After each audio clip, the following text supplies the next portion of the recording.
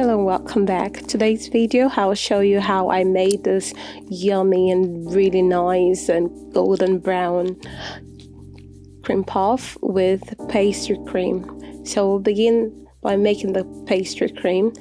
Oh, you will find the full measurements in the description below, so please check it out. So the first step is to combine milk, cream, that's heavy cream or double cream, sugar and salt in a saucepan, and heat on medium heat and bring to boil on medium heat.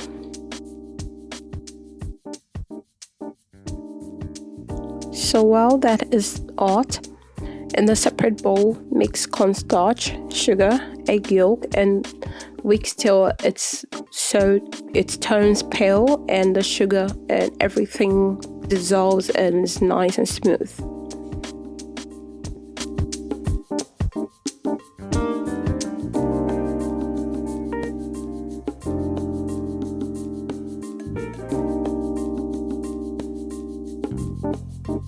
Now when that beat is done, begin by adding some of the hot cream mixture to the egg to temper it, because you don't want the egg to cook up, so you don't want, that's why we need to add it little by little, like a stream of milk.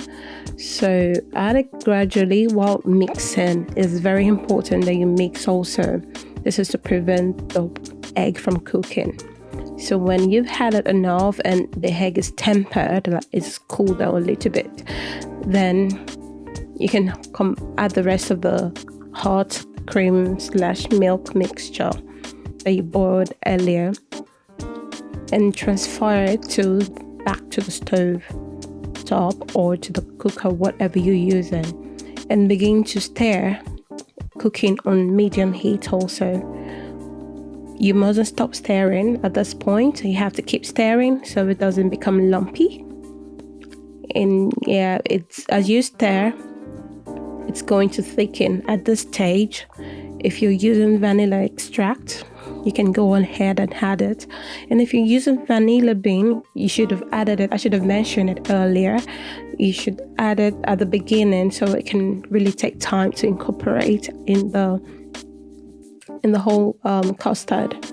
So at this point, the custard is thickening. As you can see, you keep whisking while it's on the heat. As soon as the custard begins to bubble up, like big pockets of bubbles, then you know it's ready, because then it's thick and nice and cooked. Then remove it from the stove top or from the heat and add your butter in bits and mix while you're adding the butter, so the butter will blend in. I would advise not to add everything all at once, so they can take time to mix in thoroughly, okay? So when that's totally done, then you can transfer the custard in a clean, nice bowl where you cover it with a cling film, making sure that the cling film touches the surface of the custard so it doesn't form a thin film or skin kind of, on the top of the custard. So make sure the custard is well covered. Now we'll move to the choux pastry. We'll start by, heating up water, butter, and salt in a saucepan on medium heat until the whole dissolves and melts.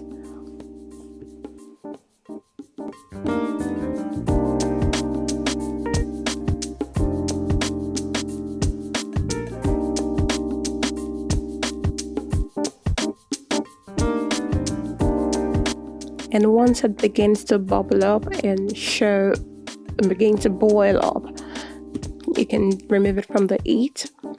And this is the point where we add the flour and mix until the mixture comes together and form a ball of dough.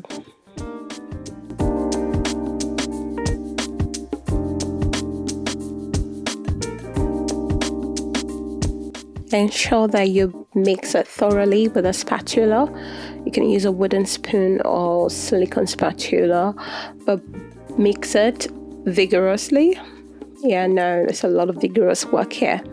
Mix it until there is no lumps and is totally well combined. And return it back to the heat, as you can see, and begin to mix. You would, if you're using a non-stick pan like I am, you wouldn't have a thin film at the bottom of the pan. But if you're using stainless steel kind of pan, you should get a coating on the base, on the bottom of your pan, that should show that it's ready.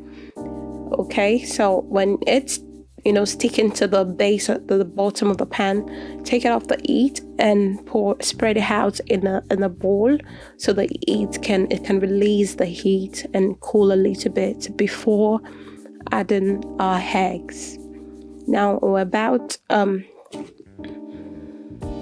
you can add your eggs directly and beating it bit by as you had it, or you can also whisk it. I prefer to whisk it, so it helps it to incorporate much better. So yeah, I'm just going to add it batch by batch and whisk after each addition, just so they can incorporate better. And also we have to be careful sometimes, because the egg varies in quantity. You can really determine, unless you use a scale to measure it. So you might find that now your 4 large eggs is a bit too much. So when you're mixing, that's why you should mix in batches or in beats. Add the eggs and beats. So when you're adding the eggs and your dough seems to be fine like this, it's not too runny, it's not too thick, then you can stop adding the eggs. You don't have to use them whole. So now my dough is ready. It's nice and it has a glossy sheen and shine to it. Piping it on the baking tray. I forgot to mention that you have to preheat your oven earlier at about 200 to 220 degrees Celsius or 400 Fahrenheit. So, and then pipe it on your tray and bake it for 30 to 40 minutes. I personally baked mine for about 40 minutes or more. And I went to check it. I poked a little hole in between when I checked it about the 35 minutes mark, just so that the inside can dry up a little bit, because they can tend to be a little wet and on the inside. But don't worry, you probably won't get a very dry inside at the beginning. So, but poke a hole in here may probably reduce the heat if it's not very well done on the inside, and let it bake for some more little time. So now it's nice and ready. My pastry cream is out of the fridge and I'm filling in the cream puff. So I hope you enjoyed this tutorial. I really did enjoy making it, and oh my goodness, before I end up making this video or finally editing this video, I've made this pastry cream like 3 or 4 times, and I ate it all. It was so addictive. So I hope you enjoy it as much as I did, and thank you so much for watching. If you have any suggestion, please leave it in the comment. I would be glad to read it. Thank you, and I'll see you another time. Have a wonderful day.